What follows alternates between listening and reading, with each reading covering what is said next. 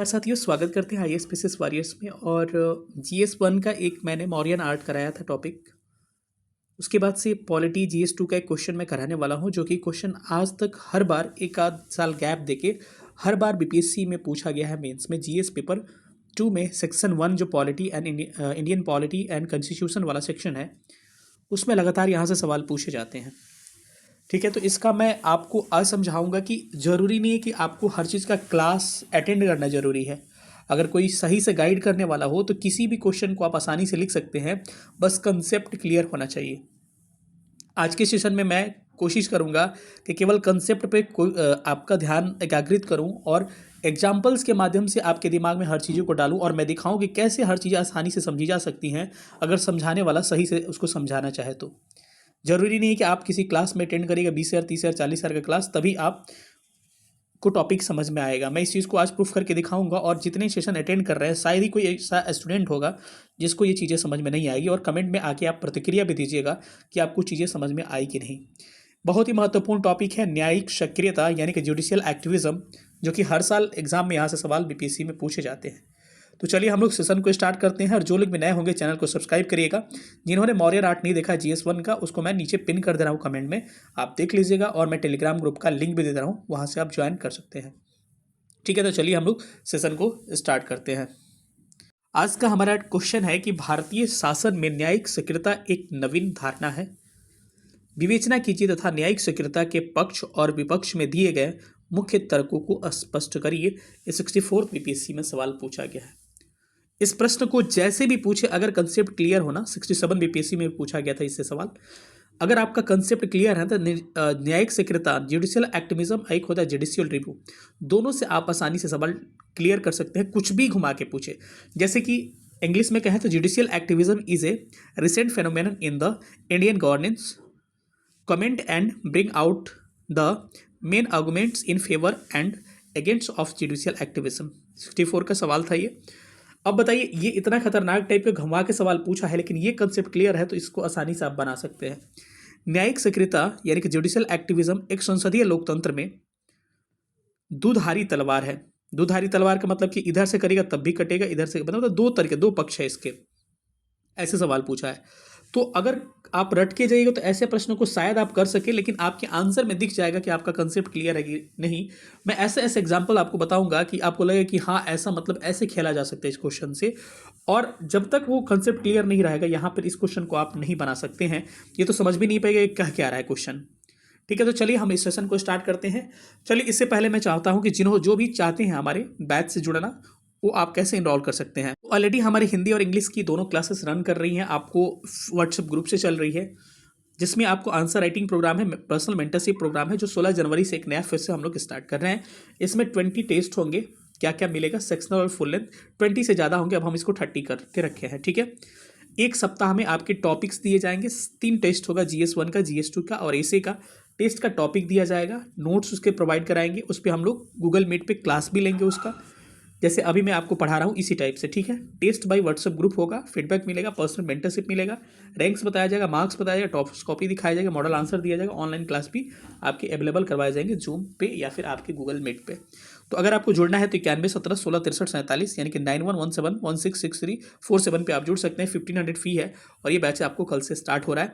तो चलिए हम लोग सेशन को स्टार्ट करते हैं और देखते हैं कि हमको कैसे चीज़ों को डील करेंगे इसके बारे में। जिनको भी क्वेरी चाहिए इस नंबर पे आप कांटेक्ट कर लीजिएगा, व्हाट्सअप कर लीजिएगा, आपको कॉल कर लिया जाएगा या फिर आप जो भी पूछना है पूछ सकते हैं। इसी तरह के बेहतर आपको नोट्स प्रोवाइड कराए जाएंगे। तो सबसे पहले आपको टर्म क्लियर करना जरूरी है कि न्यायिक सक्रियता या फिर जुडिशियल एक्टिविज्म क्या होता है।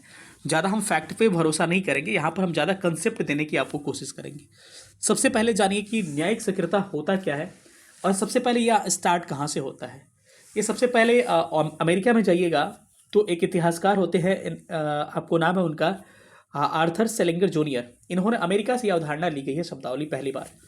ठीक है, और इसको भारत में यूज़ किया जाता है पहली बार 1986 में पीआईएल के मामले में। जो न्यायाधीश है जिनका नाम है पीएन भगवती, का नाम आपने सुना होगा, पीएन भगवती थे, वीआर कृष्णा थे। इसके अलावा न्यायमूर्ति चिन्नप्पा रेड्डी थे, न्यायमूर्ति डीए देसाई थे। तो इनका नाम ज़्यादा ध्यान नहीं रखना है, बस आपको ध्यान रखना है कि पीएन भगवती का इसमें भूमिका अहम था। अब न्यायिक सक्रियता ही एक इसका अगला रूप, एक अगला स्टेप है पीआईएल जिसको कहते हैं। तो वो उसका अगला रूप है। पीआईएल का मतलब हो गया पब्लिक इंटरेस्ट लिटिगेशन, जिसको हिंदी में कहा जाता है जनहित याचिका।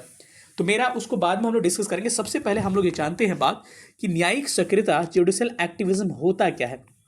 जब नोट्स जाएगा हिंदी इंग्लिश दोनों में जाएगा। यहाँ पे बस मैं आपको हिंदी में लेके चल रहा हूँ और इंग्लिश टर्म यूज़ कर दूंगा ताकि आपको दिक्कत ना हो। इसी तरह के नोट्स जाएंगे आपको, ठीक है। अब बताइए कि जुडिशियल एक्टिविज्म भारत में 1986 के आसपास आता है, यानी कह सकते हैं 20वीं सदी में आता है। ये आखिर में होता क्या है, एकदम सिंपल सा उदाहरण से समझते हैं आप। न्यायिक सक्रियता होता है, जैसे आपने 3 बॉडी पढ़ा होगा, हिंदी में कहें तो एक को कहा जाता है क्या, कार्यपालिका, यानी कि एग्जीक्यूटिव कहा जाता है कार्यपालिका। दूसरा एक कार्यपालिका लेके चलते हैं, पहला ले लीजिए विधायिका। विधायिका को क्या कहते हैं, लेजिस्लेटिव कहते हैं, जो कि क्या करता है, कानून बनाता है। कार्यपालिका क्या करता है, इसको एग्जीक्यूट करता है, मतलब एक कानून बना दिया, एक कानून को लागू कर दिया। और तीसरा एक बॉडी होती है, इसको कहा था जुडिशरी, जिसको न्यायपालिका कहते हैं। अब ये खेल क्या है, ये इसके और इन दोनों में क्या है, आपस में मुकाबला होता है। अब समझिए कैसे।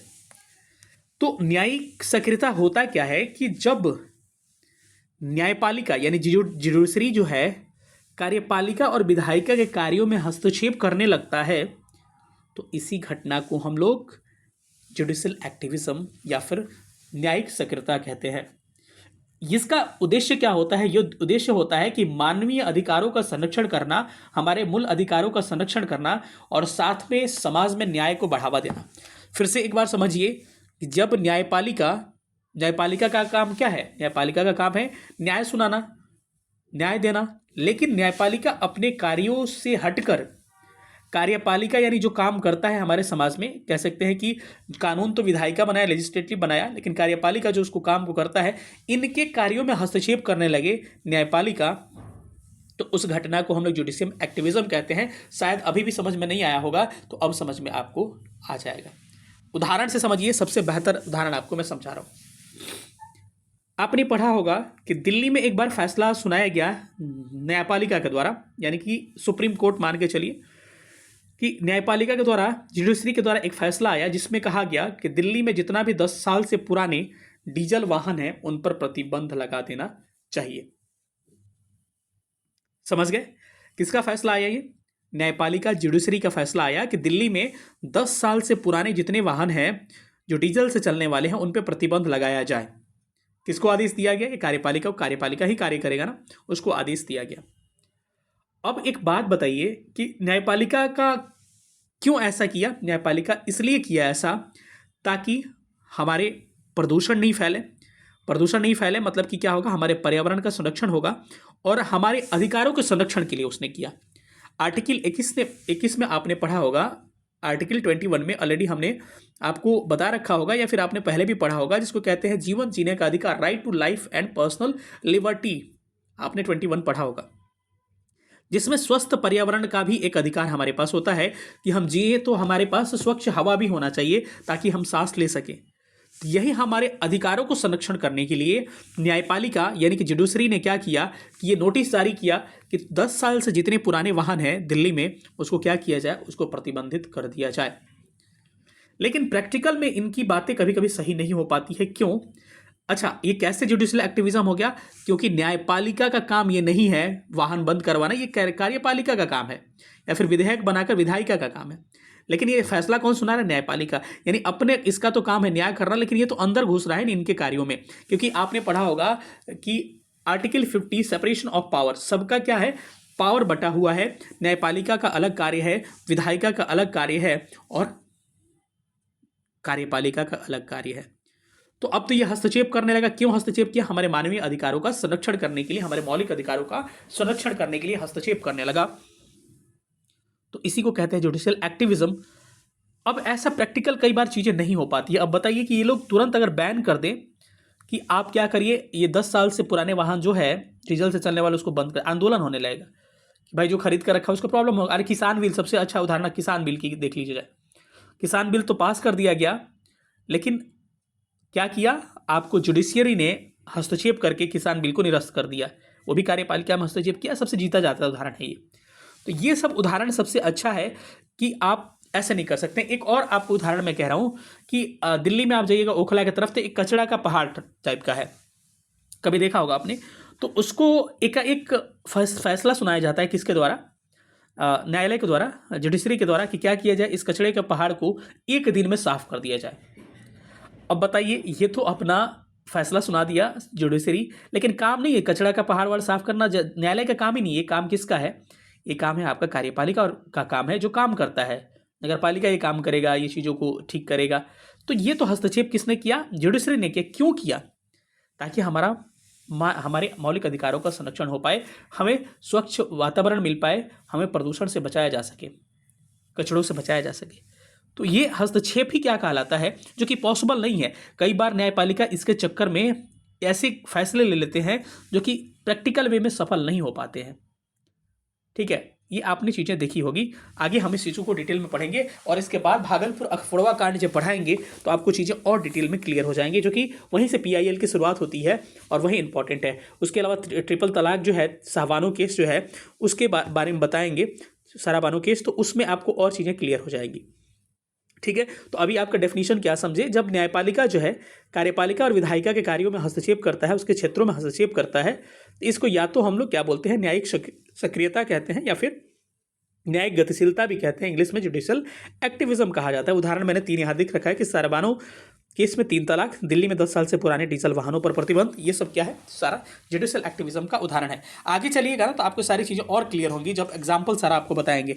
और क्या पूछेगा इसका पक्ष और विपक्ष। तो सबसे पहले हमने इंट्रो बता दिया इसके बारे में, अब बाद में चल के हम इसका पक्ष, सकारात्मक और नकारात्मक पक्ष देखेंगे, इसके उदाहरण भी डालेंगे, रिसेंट एग्जाम्पल्स भी ऐड करेंगे ताकि आपके अच्छे मार्क्स मिल सके।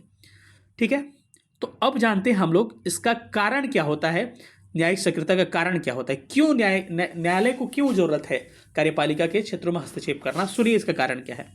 इसका पहला कारण है कि विधायिका और कार्यपालिका जो है, एग्जीक्यूटिव और लेजिस्लेटिव जो है, अपने कार्य में अक्षम हो जाता है, क्योंकि ये सब साफ सफाई के काम देना तो कार्यपालिका का है, लेकिन ये कार्यों से अपना अक्षम हो जाता है, मतलब ये काम अच्छे से नहीं कर पाता है। उसके कारण नागरिक के मौलिक अधिकारों का उल्लंघन होता है, जिसके कारण जुडिशरी हस्तक्षेप करता है। पहला कारण आपने देख लिया कि सही तरीके से विधायिका और कार्यपालिका काम नहीं कर पाती है। कुछ सक्रिय जजों जैसे PN भगवती की भूमिका भी एक बड़ा कारण था। अनुच्छेद 21 के तहत जीवन के अधिकार का व्यापक व्याख्या के लिए भी ऐसा न्यायपालिका के द्वारा किया जाता है, और एक PIL जनहित याचिका के लिए। और एक सबसे बड़ा कारण है कि कहा जाता है कि जजों को हीरो बनने का शौक, जजों को हीरो को बनने का शौक मतलब समझ रहे हैं, कोई ऐसा उसने फैसला सुना दिया, नोटिस जारी कर दिया जो काफ़ी पॉपुलर हो गया, चर्चा में आ गया। तो कभी कभी ना पॉपुलरिटी का ऐसा भी सवाल पूछा जा सकता है कि न्यायिक सक्रियता एक लोकप्रियता का सस्ता साधन है।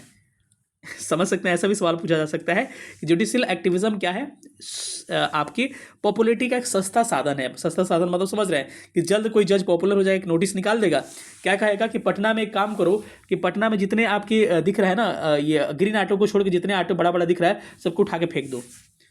तो अब ये तो पूरा चर्चा में हो जाएगा, अरे भाई किसने फैसला सुनाया, तो इस जज ने सुनाया, इस मुख्य न्यायाधीश ने सुनाया, चीफ जस्टिस ने सुनाया, पूरा तो पॉपुलर हो गया। तो कभी कभी लोकप्रिय और हीरो बनने के चक्कर में, सीधे यही से लिखा जाता है, हीरो बनने के चक्कर में भी न्यायपालिका ऐसे काम किया करती है। ठीक है, अब एक टर्म हम लोग थोड़ा सा क्लियर कर लेते हैं जो बीच में बार बार आता है, पब्लिक इंटरेस्ट लिटिगेशन, यानी कि PIL जनहित याचिका होता क्या है। 1960 में अमेरिका में ये आया था। ये सिंपल सी बात है कि मैं आपको समझा दूं, इसमें लिखा है कि जनहित याचिका एक ऐसी याचिका है जिसके द्वारा जनहित के किसी विषय को न्यायालय में किसी ऐसे व्यक्ति के द्वारा उठाया जाता है जो स्वयं उससे संबंधित नहीं हो। PIL क्या होता है? PIL का मतलब कि जो व्यक्ति पीड़ित होता है किसी चीज़ को, किसी चीज़ से, मानिए हमको किसी चीज़ के लिए हमको क्या किया गया, हमको ऐसा पीड़ा दिया गया, लेकिन मेरा जो न्यायालय में मुकदमा लेके गया वो कोई और लेके गया जिसका कोई संबंध इससे नहीं है, मेरा काम कोई और लेके गया, इसी को कहा जाता है PIL। समझ में आ गया? तो आप समझ सकते हैं जनहित याचिका की प्रणाली लोकस स्टैंडी के सिद्धांत को कमजोर कर दिया।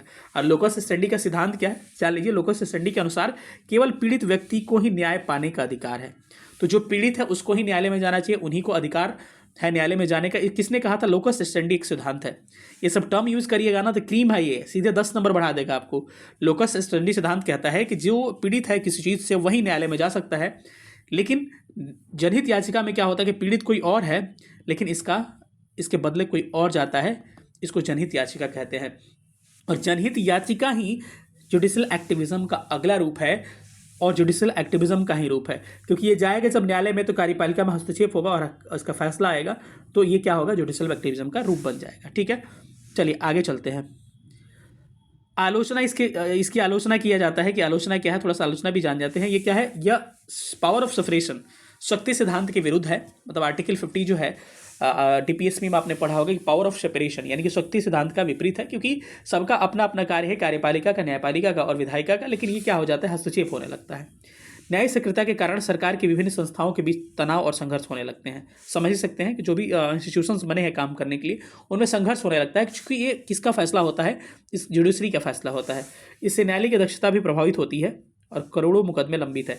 अब क्या होता है कि ये कहते हैं कि न्यायालय में इतने मुकदमा है, भाई अपना काम तुम करो, इतना पुराना मुकदमा फंसा है, अपना काम करो, हमारे में क्यों आते हो।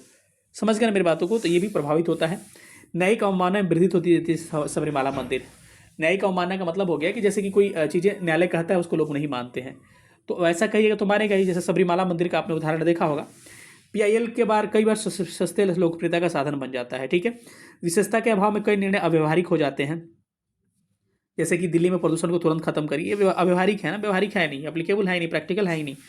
न्यायिक पालिका की सक्रियता लोकतंत्र के मान्यताओं के विपरीत हो जाता है। मतलब लोकतंत्र के, जैसे कि लोकतंत्र का है ना सेपरेशन ऑफ पावर, उसके विपरीत चला जाता है। ठीक है, कार्यपालिका अनावश्यक व्यय, मनोबल गिरना, तनाव, प्रशासनिक बोझ में अपना व्यतीत करने लगता है। समझ रहे हैं कि न्यायपालिका जब ऐसे ऐसे फैसले देगा तो समय से कार्यपालिका काम नहीं कर पाएगा, कहेगा एक दिन में सब कुछ हटा दो। समझ रहे हैं मेरी बातों को। ये सस्ती लोकप्रियता का एक साधन है, व्यक्तिगत प्रचार है, कुछ न्यायाधीशों के हीरो बनने का ये चक्कर है। आप समझ सकते हैं, इसको शॉर्ट में हम लेके चलते हैं। अब इसका महत्व क्या है समझिए, कि न्याय हो सकता है कि इसका महत्व भी पूछ दे या फिर कह सकते हैं सकारात्मक पक्ष पूछ दे। आगे इसका हम एग्जाम्पल भी जानेंगे। यह उन परिस्थितियों में संविधान की रक्षा करने में सहायता करता है जब विधायिका और कार्यपालिका अक्षमता का शिकार हो जाते हैं। यह पॉजिटिव है कि इसीलिए विधायिका और कार्यपालिका, एग्जीक्यूटिव और लेजिस्लेटिव भी सतर्क रहेगा। हम शिथिल नहीं होंगे, अपना काम सही से करेंगे, नहीं तो न्यायालय आके क्या करेगा, हमें और ऊपर बोझ बना देगा। इसका एक सकारात्मक पक्ष हो गया। भारत में न्यायिक सक्रियता का एक प्रमुख क्षेत्र पर्यावरण रहा है, अतः न्यायिक सक्रियता से पर्यावरण रक्षा में मदद मिली है। बिल्कुल आपने समझाया भी, CNG वाला एग्जाम्पल बताया, डीजल वाहन वाला, कचरा वाला एग्जाम्पल बताया। आगे चल के मथुरा इंडस्ट्रियल वाला मामला बताएंगे, आपको समझ में आ जाएगा। ठीक है, यानी कि पर्यावरण से संरक्षण इसका बढ़ता है। अगला उदाहरण आप देखिएगा कि इसके द्वारा सार्वजनिक स्वास्थ्य रक्षा करने में मदद मिलती है। ठीक है, तो ये भी आप इस बात को ध्यान रख सकते हैं। ठीक है, कि सार्वजनिक हमारा स्वास्थ्य जो है वो क्या कर सकते हैं, उसमें हमारा मदद मिलता है। इसके अलावा कार्यपालिका विधायिका अपने कार्यों के प्रति जागरूक करना, मतलब कार्यपालिका विधायिका अपना कार्य सही से नहीं कर पाता है, उनका अवेयर करना कि भाई अपना काम करो। न्याय आधारित विकास को बढ़ावा देना। ठीक है, लोक कल्याणकारी राज्य का अवधारणा को बढ़ावा मिलता है। वेलफेयर जो स्टेट्स होते हैं, लोक कल्याणकारी कार्य, उसको भी बढ़ावा मिलता है, क्योंकि ऐसे जब काम किए जाएंगे तो लोगों का कल्याण होगा इसमें। अगला, जनता का न्याय एवं लोकतंत्र पर विश्वास बढ़ेगा इससे। PIL के माध्यम से सामाजिक निर्णय का विस्तार गरीबों तक भी हुआ है। ठीक है, अब आगे हम थोड़ा सा चलते हैं। आगे भी देखिएगा, भ्रष्टाचार और पारदर्शिता को बढ़ावा मिलेगा। भ्रष्टाचार पर रोक लगेगा, मतलब पारदर्शिता, ट्रांसपेरेंसी को बढ़ावा मिलेगा। RTI जो हमारा है उसको महत्व मिलेगा। कार्यपालिका के निरंकुशता पर रोक लगेगी, मतलब तानाशाही जब कार्यपालिका पड़ेगा उसको, उस पर रोक लगेगी। कार्यपालिका को जवाबदेह बनाएगा, जवाब देना पड़ेगा उसको क्यों ऐसा कर रहे हैं। सामाजिक आर्थिक न्याय को भी बढ़ावा मिलेगा और मानवाधिकारों का संरक्षण होगा। अब आप समझ पा रहे होंगे, क्योंकि सब बातें हमने बता दी, इसीलिए थोड़ा सा फास्ट लेके चल रहा है, वीडियो लंबी हो जाएगी। न्यायिक सक्रियता की अवधारणा अमेरिका में पैदा हुई थी, ये सारा डिटेल हमने पहले आपको बता दिया, इसमें ज़्यादा जानने की जरूरत नहीं है। अब न्यायिक सक्रियता बढ़ने का कारण क्या है, इसका कारण यह है, वही है ऊपर जो मैंने बोला था मॉन्टेस्क्यू के सेपरेशन सिद्धांत, उसमें आप इसको नहीं देखना है, इसको सेपरेट करिए। ठीक है, क्योंकि मेरा अपना नोट्स अपने तरीके से मैंने बनाया है। न्यायिक सक्रियता एवं न्यायिक समीक्षा की तुलना, जब हम समीक्षा पढ़ाएंगे जुडिशियल रिव्यू, तब हम उसको तुलना करेंगे। अब सकारात्मक उदाहरण दोनों का जान लीजिए, उदाहरण बड़ा पॉपुलर है आपके लिए। सबसे पहले मैं आपको यहाँ पे फोकस मत करिएगा, मैं आपको कुछ उदाहरण में समझाऊंगा। सबसे पहला उदाहरण मैं समझा रहा हूँ, भागलपुर अखफोड़वा कांड। बड़ा पॉपुलर है कि भागलपुर जिला बिहार में है। इसमें एक कांड होता है जिसको कहा जाता है भागलपुर अखफोड़वा कांड। भागलपुर अखफोड़वा कांड क्या है, आप सुन लीजिए। भागलपुर में एक जगह है, भागलपुर में एक समय आता है जब नवंबर 1980 का समय होता है। उस समय क्या किया जाता है कि जेल में जो कैदी किसी कैद के लिए, मतलब किसी भी सजा के लिए जेल में जो कैदी बंद थे, उनको क्या किया गया, उनके आंख को फोड़ के, समझिए कितना दर्दनाक घटना था ये, कि भागलपुर में जो कैदी बंद थे उनके आंख को फोड़ के, और आंख फोड़ने के बाद से तेजाब डाल के ये लोग चेक करते थे कि क्या अभी अभी आंख फूटा है कि अभी बचा हुआ है। अब समझिए कितना दर्दनाक ये कहानी है। अभी इस कहानी को कुछ दिन पहले प्रकाशित किया गया। एक हमारे केंद्रीय मंत्री हैं जिनका नाम है अरुण शौरी, मशहूर पत्रकार भी हैं, the commissioner for lost causes एक है, इसमें प्रकाशित किया गया था। तो अब क्या किया गया, इसमें क्या किया जाता था, आंख फोड़ दिया जाता था। आंख फोड़ने के बाद से ऊपर क्या किया गया, उनकी आंखों पर तेजाब डाल के चेक किया जाता था कि क्या ये जिंदा है कि नहीं। ये सब मामला इतना दर्दनाक था कि इससे बहुत सारे कैदी प्रभावित हुए। 33 कैदियों का आंख को फोड़ा गया। बहुत सारे कैदी अभी भी जेल में थे जिनकी ये प्रक्रियाएं की जानी बाकी थी। लेकिन इसी बीच पीआईएल का मामला आता है और हिंगो रानी एक हैं। हिंगो रानी इस मामले को सुप्रीम कोर्ट में लेके जाती हैं और सुप्रीम कोर्ट से ऐसा निर्णय आता है कि जो भी पुलिस में संलिग्न थे, सुप्रीम कोर्ट ने कहा कि जिनको ये चीज़ें हो चुकी है जिनके साथ, उनकी आंखें तो हम वापस नहीं कर सकते हैं, लेकिन जो भी उसमें पुलिसकर्मी थे उनको सजाएं दी गई। उसके अलावा जितने भी कैदी थे सबको, कैदी को इन 33 के अलावा भी रिहा किया गया। तो ये कहीं ना कहीं क्या हुआ कि जुडिशल एक्टिविज्म का ये रूप था। यानी कि पीआईएल के तहत क्या गई हिंगो रानी, पीआईएल के तहत। अगर नहीं किया गया होता तो फैसला तो आ गया था, जेल में रहना है, लेकिन यहाँ अत्याचार हो रहा था तो अत्याचार के खिलाफ पीआईएल लेके कोई गया, दूसरा आदमी। ऐसा थोड़े थे कैदी गए, इसी को पीआईएल कहते हैं। कैदी तो गए नहीं सुप्रीम कोर्ट में, हिंगो रानी गई भागलपुर में और वो जाके वहाँ पर बताई कि ऐसी ऐसी मामला चल रही है। फिर सुप्रीम कोर्ट से ऐसा निर्णय आता है, क्योंकि ये तो जेल में थे, कार्यपालिका का सारा काम हो गया। अब सुप्रीम कोर्ट से ऐसा निर्णय आता है कि आपको कैदी को रिहा करना है और जो भी पुलिसकर्मी उसमें संदिग्ध थे या फिर जुड़े हुए थे उनको सजा सुनाएगी। ठीक है, तो यही होता है हिंगो रानी केस या फिर भागलपुर अखफोड़वा कांड। सबसे अच्छा उदाहरण यही माना जाता है। इसके अलावा साहबानो केस, सुनसारा नहीं, मतलब इसको रहने दीजिए, इसको बाद में हम लोग एक्सप्लेन करेंगे। एक है सरबानो केस। सरबानो केस भी 1978 में इंदौर की एक महिला थी जो कि उनके पति के तलाक देने के बाद से उनके द्वारा कहा गया कि हमको क्या चाहिए, हमको गुजारा भत्ता चाहिए। अब गुजारा भत्ता के लिए इन्होंने पीआईएल किया, इन्होंने पीआईएल करवाया गया और 1985 में सुप्रीम कोर्ट का निर्णय आता है और इनको गुजारा भत्ता देने का कहा जाता है। ठीक है, लेकिन गुजारा भत्ता देने के जगह पर राजीव गांधी सरकार ने एक बिल पारित कर देते हैं, ठीक है, जिसमें मुस्लिम तलाकशुदा के लिए एक बिल पारित कर देते हैं और वो बिल क्या करता है, ये गुजारा भत्ता को कैंसिल कर देता है। उस बिल का नाम था तलाक पर अधिकारों का संरक्षण कानून 1986। तो उसने इस बिल को क्या किया, इस सुप्रीम कोर्ट के निर्णय को पलट दिया। लेकिन फिर से आपको पता होगा ट्रिपल तलाक को बैन कर दिया गया, अभी हाल ही में निर्णय आया था और उसको बंद कर दिया गया। यानी कि कह सकते हैं ये भी एक अच्छा उदाहरण है। ठीक है, अगर आगे चले तो सबसे अच्छा उदाहरण है कि आगरा में चर्मकार उद्योग, मतलब चमड़ा जो उद्योग था उसको बंद करवा दिया गया। अब बताइए कि ये क्या जुडिशरी बंद करवाया कि चर्मकार जितने भी उद्योग है चमड़ा वाले वो आगरा में बंद कर दिया जाए। क्यों? क्योंकि ताजमहल को उससे नुकसान हो रहा है। तो ये काम तो किसका, कार्यपालिका का था, लेकिन फैसला कौन सुना है, न्यायपालिका ने। ठीक है, इसके अलावा सुनील बत्रा बनाम दिल्ली प्रशासन औद्योगिक प्रदूषण आया, ये भी एक निर्णय उसी से संबंधित था। इसके अलावा आप जाइएगा तो ताज संरक्षण हेतु आगरा मथुरा औद्योगिक इकाइयों को नोटिस दिया गया कि जो भी आगरा के आसपास और मथुरा के आसपास जितने भी इंडस्ट्रियल एरिया है उसको दूर किया जाए। ये भी पीआईएल, ये भी आपका जुडिशियल एक्टिविज्म का सबसे अच्छा एग्जाम्पल था। दिल्ली महानगर पालिका को सार्वजनिक वाहनों सीएनजी चलाने हेतु निर्देश दिया गया। ये भी किसका था, उसी का उदाहरण था। दिल्ली में 10 साल से पुराने वाहनों, डीजल वाहनों पर प्रतिबंध लगाना भी जुडिशियल एक्टिविज्म का उदाहरण था।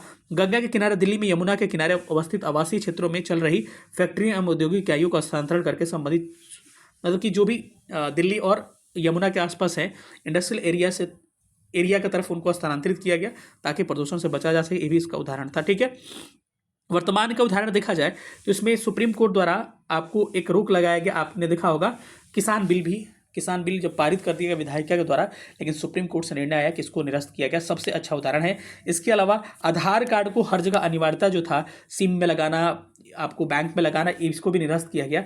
ये भी सबसे अच्छा उदाहरण है किसका, जुडिशियल एक्टिविज्म का। इसका नकारात्मक पक्ष क्या हो सकता है, इसका नकारात्मक पक्ष का उदाहरण हो सकता है क्या कि दिल्ली में सीएनजी मामलों में दिल्ली सरकार द्वारा सुप्रीम कोर्ट के आदेश का विनम्रतापूर्वक इनकार कर दिया गया। दिल्ली ने कहा कि हम नहीं मानेंगे, इससे यातायात संबंधी समस्याएं आएंगी, यातायात ठप हो जाएगी और जनता क्रोधित होकर आंदोलन करेगी। ये नकारात्मक पक्ष है क्योंकि न्यायपालिका का अवमानना हो रहा है यहाँ पे, उसकी बातें नहीं मानी जा रही है। सो दिल्ली ने मना कर दिया कि हम 10 साल से पुराने डीजल वाहनों को बंद नहीं करेंगे। इसका कारण ये है कि सारे यातायात ठप पड़ जाएगा और आंदोलन होने शुरू हो जाएंगे। इसके अलावा एक और उदाहरण है कि कावेरी जल विवाद के मामले में कर्नाटक के तत्कालीन जो सीएम थे, जिनका नाम था डीएसएम कृष्णा, ने न्यायालय के आदेशों को विनम्रतापूर्वक इनकार कर दिया था। ये भी क्या है, इसका नेगेटिव पक्ष है। यमुना शैली से निर्मल कायाकल्प योजना मामले में बिना कोई वैकल्पिक व्यवस्था सुझाए झुग्गी झोपड़ी गिराने का आदेश दिया जाना एवं एक अन्य मामले में न्यायालय द्वारा एक वकील के कार्यालय को ही प्रदूषित घोषित कर दिया गया, न्यायपालिका की अतिसक्रियता को दिखाता है।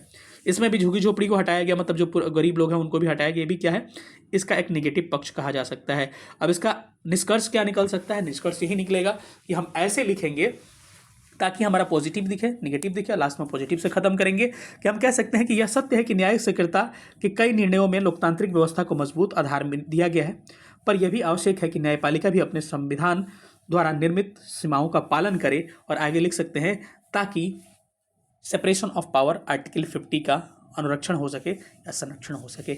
एक बेहतर आपका आंसर हो सकता है। आप बताइएगा सेशन आपको कैसा लगा, ये हमने आपको अच्छा से समझाया। अगर आप मेरे बैच से जुड़ना चाहते हैं या फिर आप चाहते हैं कि ऐसे आपको कंटेंट मिले, ऐसे मटेरियल मिले और ऐसे चीज़ों को मैं समझाऊं, तो मैं आपको बता रहा हूं क्या करना होगा आपको। अगर आप हमारे पुराने बैच से जुड़ना चाहते हैं तो मात्र एक टेस्ट हुआ है, उसमें इनरोल कर देंगे, वो फास्ट अब चलेगा थोड़ा। लेकिन अगर फिर से चाहते हैं तो 16 जनवरी से एक बैच स्टार्ट हो, 20 टेस्ट मिलेगा, 30 टेस्ट हम लोग इसको कर देंगे। सेक्शनल फुल लेंथ होगा, एक वीक में 3 टेस्ट होगा, GS1 GS2 और ऐसे का टेस्ट टॉपिक दे दिए जाएंगे, उसके मटेरियल दे दिए जाएंगे, उसके बाद ऑनलाइन उसके क्लासेस आपको गूगल मीट पे करवा दिया जाएगा। टेस्ट व्हाट्सएप ग्रुप से होगा, फीडबैक मिलेगा, पर्सनल मेंटरशिप मिलेगा, रैंक्स बताया जाएगा, मार्क्स, टॉपोस्कोपी, मॉडल आंसर दिया जाएगा। और आज तक आपके फी रखा गया है 1500 रुपया। आप कांटेक्ट कर सकते हैं 91 17 16 63 47 पर व्हाट्सअप करिएगा और जो भी क्वारीज होगा अपना बताइएगा। 9117166347 पे आप व्हाट्सअप कर सकते हैं। सेशन कैसा लगा, सब लोग अपना प्रतिक्रिया दीजिएगा। सेशन के लिए बहुत बहुत धन्यवाद। Thank you so much. जय हिंद।